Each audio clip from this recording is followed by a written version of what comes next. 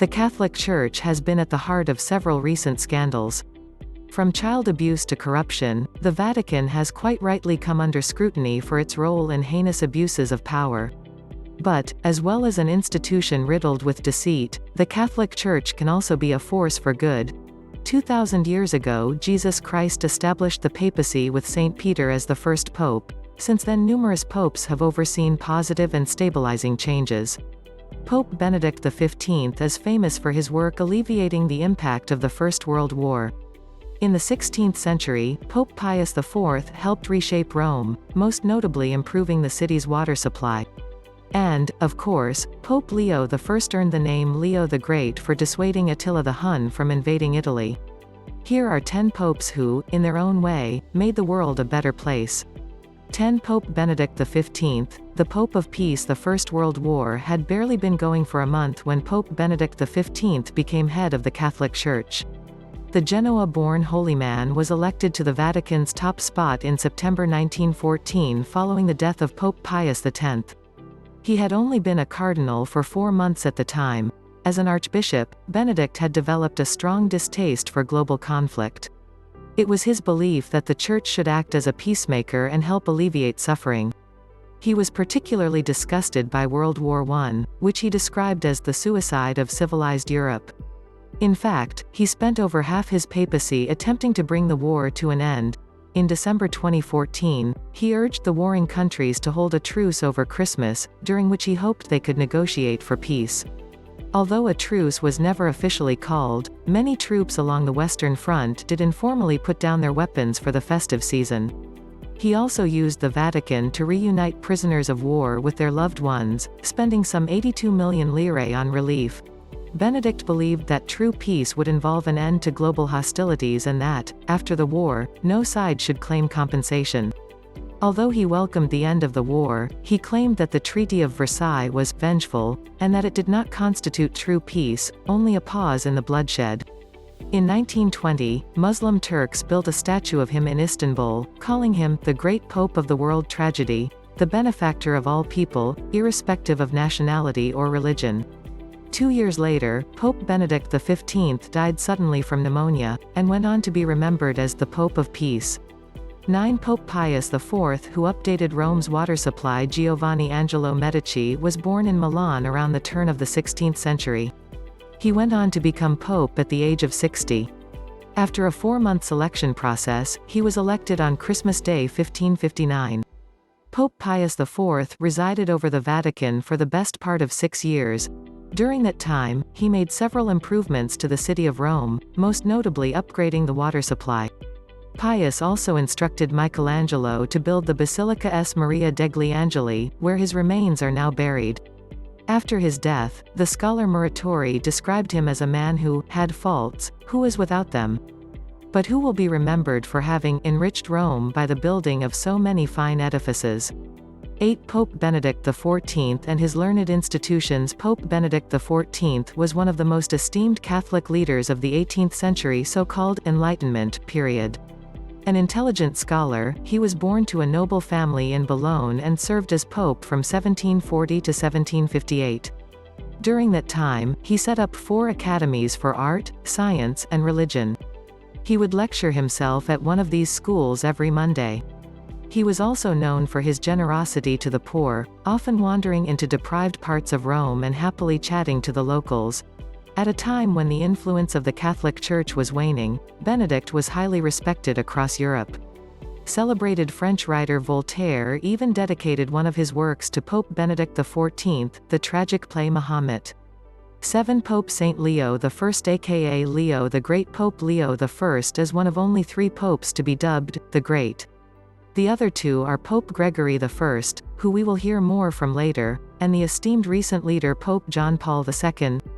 At a time when the Church was fragmenting into various factions, Leo managed to hold things together, but perhaps his best-known achievement is convincing Attila the Hun not to invade Italy.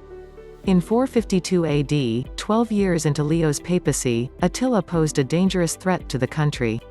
On a savage rampage across Europe, it seemed likely that the fearsome tribal leader would try to pillage Italy. With many Italians fearing incursion, Leo met with Attila near the river Mincio. There, it is said, through words alone he persuaded Attila not to lay siege to the country. Over 1,000 years later, Renaissance artist Raphael would paint the legendary meeting as a fresco in the Apostolic Palace. 6. Pope Sixtus IV, a controversial figure often in history, you find people who did a certain amount of good and a colossal amount of evil. Pope Sixtus IV is one of those people. Elected to the Vatican in 1471, he helped improve the city of Rome. He widened the streets, built new roads, removed run-down housing, and restored a local hospital. There was even a bridge built in his name. His impact on Vatican City is even more impressive. Sixtus founded both the Vatican Library and the Vatican Archives. Most famous of all, he commissioned the Sistine Chapel, which is named after him. As a lover of the arts, he asked highly regarded artists like Botticelli to decorate it. And yet, despite all of this, Sixtus IV is remembered as a morally corrupt leader. Some historians reckon he bribed his way into the papacy, where he gained a notorious reputation for nepotism and indulgent spending. He was also involved in a conspiracy to murder the Medici family, who ruled Florence at the time. Giuliano de' Medici was stabbed to death at Holy Mass, and his brother Lorenzo was seriously injured. Sixtus died in 1484 after 13 years as pope. His tomb was later destroyed during the sack of Rome. 5. Pope Saint Pius V saved Europe from Islam. For a while, the Battle of Lepanto was a massive naval battle fought on October 7, 1571 in the Gulf separating mainland Greece and the Peloponnese. The Ottoman Empire was intent on dominating the Mediterranean and had recently taken the island of Cyprus from the Venetians. In response, Pope Saint Pius V, the same pope who excommunicated Elizabeth I of England and declared her a false queen, formed a coalition known as the Holy League, comprising Spain and various Italian states. The Holy League fielded 208 ships against an Ottoman fleet of 230 galleys. The Ottoman fleet must have carried more than 30,000 men, since they lost this many in the battle, and the Christian fleet likely carried a similar amount.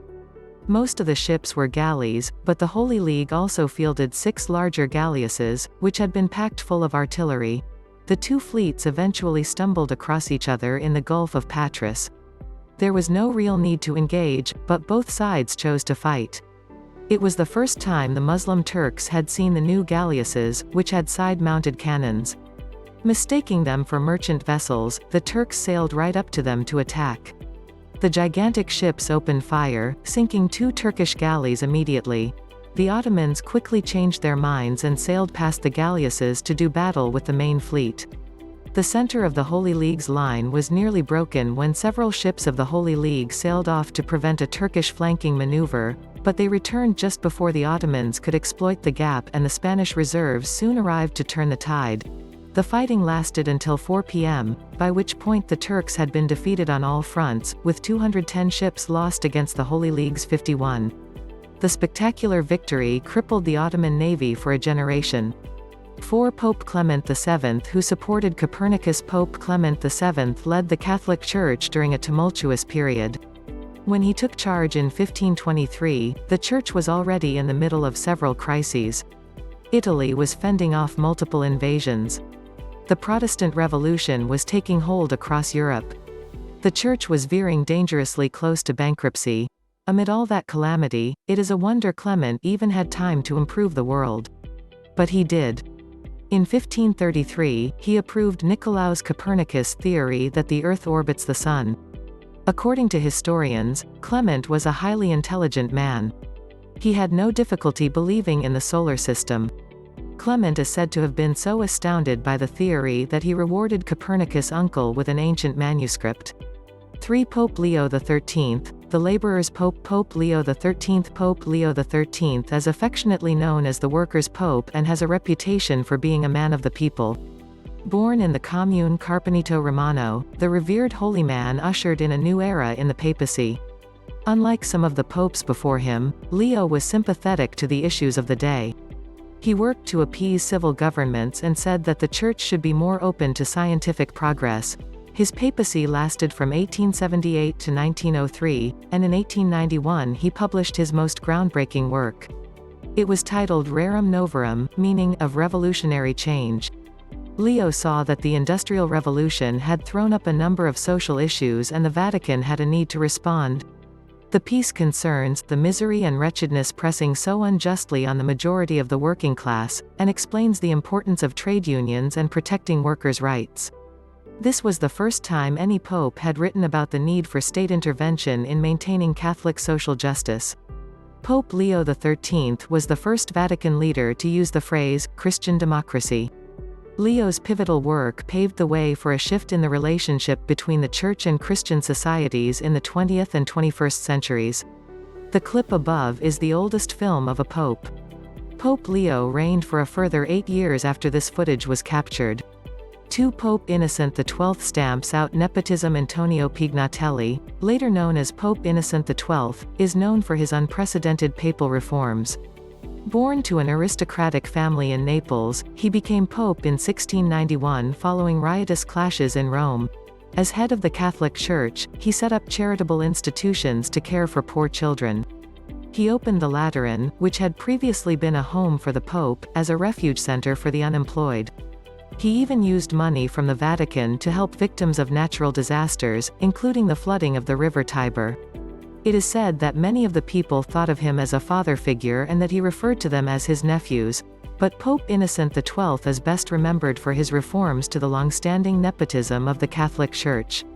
Along with future Pope Giovanni Albani, he brought in a decree banning any pope from bestowing estates, offices, or revenues upon family members. He was the last pope to wear decorative facial hair.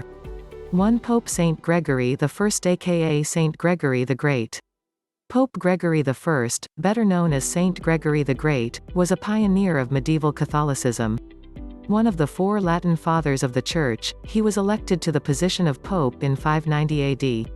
At the time Italy was in turmoil, and Gregory accepted the post unwillingly. As a leader, Gregory urged his deacons to become servants of the poor, instructing them to donate food and money in the form of alms. Any of the clergy who would not join his altruistic mission was quickly replaced. A generous man himself, he regularly donated money from the church to those in need.